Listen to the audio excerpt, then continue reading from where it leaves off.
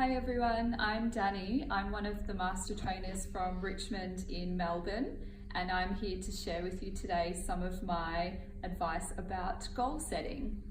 So I'd like to share with you the steps that I take in order to help me achieve my goals. So tip number one is to make sure that the goal is realistic and achievable. So when we think about whether or not a goal is realistic and whether or not it's achievable, we're thinking about, is this something that I have control over? So for example, if I set myself a goal of winning the lotto, winning $1 million, that's not a realistic goal because that's not something that I have control over. But if I set myself a goal of increasing my upper body strength, that's something that's realistic and something that's achievable because I can take the steps that I need to take in order to achieve that goal. Tip number two is to write down the steps that you need to take in order to achieve your goal.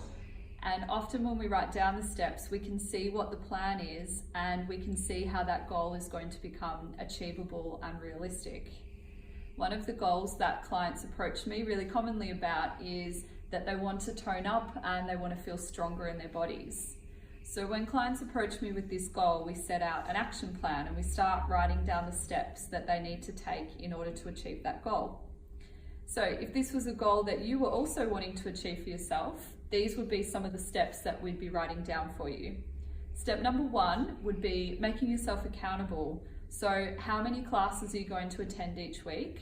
And when will you attend the classes?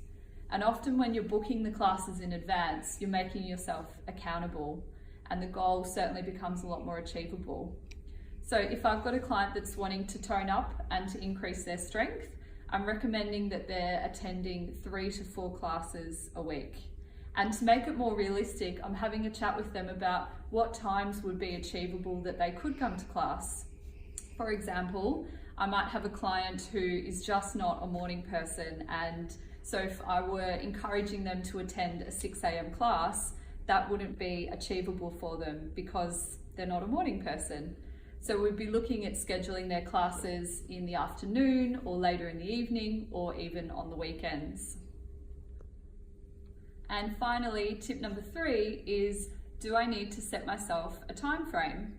So for lots of our clients, they often want to achieve a particular goal before a certain event or special occasion that's coming up, like a wedding or a birthday or something that's really important to them.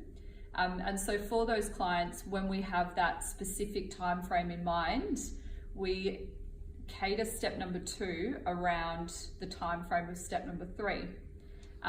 But for me personally, I don't set time frames for my goals. And that's because fitness is a way of life and it's certainly my lifestyle.